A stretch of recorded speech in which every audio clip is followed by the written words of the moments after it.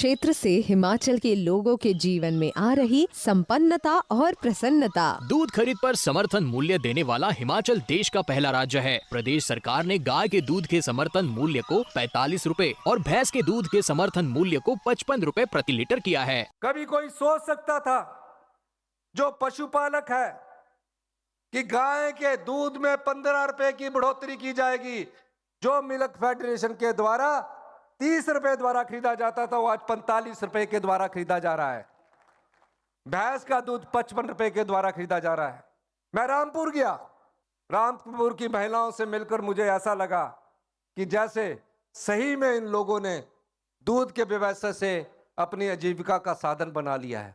रोडू गया, कहा कि यहाँ 5,000 की क्षमता 20,000 की क्षमता कीजिए। प्रदेश सरकार ने जिला शिमला को 25 करोड़ 67 लाख रुपए के 50,000 लीटर प्रतिदिन क्षमता वाले नए दुग्ध प्रसंस्करण संयंत्र की दी सौगात। दत्तनगर में स्थापित संयंत्र की क्षमता अब बढ़कर हुई 70,000 लीटर प्रतिदिन। संयंत्र में तैयार किए जाएंगे फ्लेवर्ड मिल्क, दही, घी, मक्खन, पनीर, लस्सी और खोए के उत्पाद। क्षेत्र की 271 दुग्ध सहकारी समितियों से जुड़े 20,000 किसान होंगे लाभान्वित। जिला कांगड़ा के डगवार में 225 करोड़ रुपए की लागत से निर्मित हो रहा है अत्याधुनिक मिल्क प्लांट, जिसके लिए दूध संग्रहण के लिए 247 दुग्ध सहकारी समितियों को किया गया गठित। दूध की खरीद में पारदर्शिता सुनिश्चित करने के लिए शुरू की जाएगी डिजिटल प्रणाली। डेयरी क्षेत्र का करके विकास, किसानों की आय को बढ़ाने के मुख्यमंत्री ठाकुर सुखविंदर सिंह सुक्खू के सफल हो रहे प्रयास। सूचना एवं जनसंपर्क विभाग हिमाचल प्रदेश सरकार द्वारा जनहित में जारी। मेन एजेंडे 2 हैं आज। एक तो आप सबको पता ही है कि हिमाचल के अंदर हम कांग्रेस पार्टी का पूर्ण संगठन का पूर्ण निर्माण करने जा रहे हैं।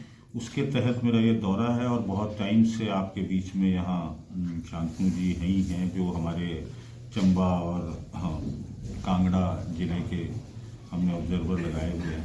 हम हर ब्लॉक में हमारी वो है कि हम हर ब्लॉक में जाएं और हर विधानसभा और जिले के ऊपर जो कार्यकर्ता कांग्रेस पार्टी का निष्ठावान है और जो बहुत समय से कार्य कर रहा है और शायद उसकी कहीं उसकी रिकग्नाइजेशन नहीं हो पा रही है, तो हमने उनको भी नीचे से निकाल कर और उनका जो पार्टी के अंदर जो मान सम्मान हम उनको मिलना चाहिए वो देने का हमारा एक इस मिशन है। और दूसरा जो संगठन का जो हमने नव निर्माण करना है, उस निर्माण के तहत ये आज नूरपुर के अंदर हम एक बार यहाँ आए हैं। और दूसरा अहम मुद्दा आज की प्रेस वार्ता का ये है कि जो भाजपा के पूर्व सांसद विधूड़ी जी ने जो प्रियंका गांधी जी के लिए अपशब्द बोले, वो काफ़ी निंदनीय है। और मुझे लगता है कि मैं आपके माध्यम से कहना भी चाहता हूँ कि आज इस बात को साबित करता है उनके जो लफ्ज़ हैं कि जिस तरीके की आदमी की परवरिश होती है वो उसी तरीके से आगे बड़ा होकर बात करता है। जिस तरीके से उनकी पार्टी के मुखिया हमारे प्रधानमंत्री नरेंद्र मोदी जी भी कोई कभी भी महिलाओं का सम्मान उनके मुंह से भी मैंने आज तक सुना नहीं। उन्होंने कभी सोनिया गांधी जी को कांग्रेस की विधवा कहा, कभी उन्होंने बंगाल की मुख्यमंत्री उनका ताड़ी बजा बजा कर दीदी दीदी कहकर उनका अपमान किया, तो उसी तहत के चलते हुए आगे चेला भी ऐसा ही निकला। तो इसके लिए बड़ा दुर्भाग्यपूर्ण है कि भारत की राजनीति आज कहाँ चली गई है।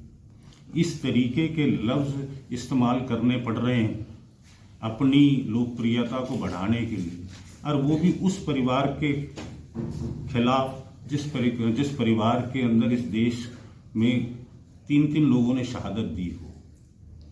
तो आज बड़ा दुख से कहना पड़ रहा है कि इस भाजपा की सरकार में और इस भाजपा पार्टी ने जो राजनीति का स्तर है वो बहुत निम्न कर दिया है। तो मैं आपके माध्यम से सभी प्रदेशवासियों को ये कहना चाहता हूँ कि अब इनका काला चेहरा दोहरा चेहरा पहचाने कि ये कभी भी, क्योंकि हिमाचल हिंदुस्तान के अंदर दूसरा सबसे शिक्षित प्रदेश है, तो तो मैं समझता हूं कि आपके माध्यम से खास तौर पर महिलाएं जो आधी आबादी है वो ये समझेंगी कि ये किस तरीके की मानसिकता वाले लोग हैं। और अगर आपका इसके ऊपर कोई सवाल हो तो मैं I am open to the house. देखिए, गारंटियां आज जो दी हैं उसमें काफ़ी सारी गारंटीज हमने पूरी करने की 2 तो कर ही चुके हैं, 1-2 जो है उसके ऊपर कार्यरत है। ये बात मैं आपके माध्यम से बड़ी और सरकार की तरफ से कह सकता हूं कि जब तक कांग्रेस सरकार अगला चुनाव आएगा तब तक सारी गारंटीज कांग्रेस पार्टी कटिबद्ध है, कांग्रेस पार्टी की सरकार कटिबद्ध है। ये सारी गारंटीज आपको पूर्ण मिलेगी कांग्रेस पार्टी की सत्ता के अगले चुनाव से पहले। भ्रष्टाचार एक ऐसा दीमक है जो एक दिन के अंदर खत्म नहीं हो सकता। ये पूरे देश के अंदर है, अकेला हिमाचल प्रदेश इससे कोई अछूता नहीं है।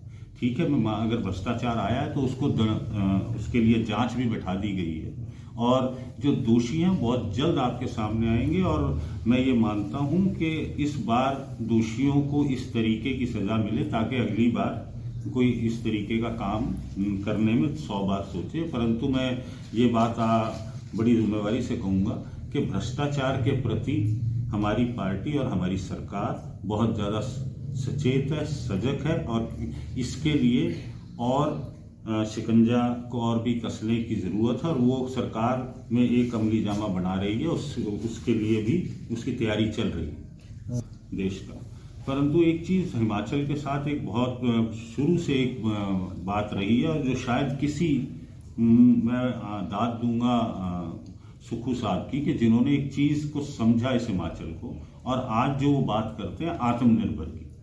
नहीं, हिमाचल हमेशा सेंटर की रहमो करम पे रहा करता था, सेंटर से एड्स के ऊपर। और जिस तरीके का माहौल आज देश के अंदर है, जिस तरीके का सौतेला व्यवहार अब भाजपा सरकार कांग्रेस शासित प्रदेशों के साथ करने लग गई है, उसकी मार हिमाचल झेल रहा है। दूसरा, जो प्राकृतिक आपदा आई, प्राकृतिक आपदा की वजह से बजटरी प्रेशर हिमाचल के ऊपर बहुत ज़्यादा पड़ा क्योंकि बहुत ज़्यादा नुकसान हिमाचल के लोगों का हुआ, हिमाचल की संपत्ति का हुआ।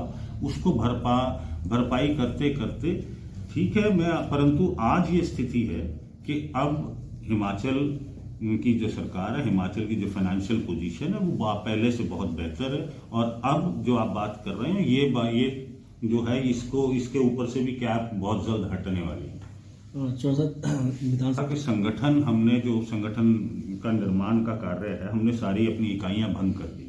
आप सबको पता ही है कि हमारा ब्लॉक की इकाई को भंग किया, फिर जिले की इकाई को भंग करा, फिर पीसीसी की जो इकाई थी उसको भी भंग किया और अब एक नए सिरे से हम दोबारा। और ये जो आपने पंचायत के चुनाव की बात करी, ये बहुत अहम चुनाव होता है पंचायती राज के अंदर और देश के और प्रदेश के निर्माण में। उससे पहले हमारी कोशिश है कि हम अपना सारा संगठन पुनर्निर्माण करके और इस पंचायत इलेक्शन में एक क्लीन स्वीप कांग्रेस पार्टी के समर्थित जो कैंडिडेट होंगे वो करेंगे।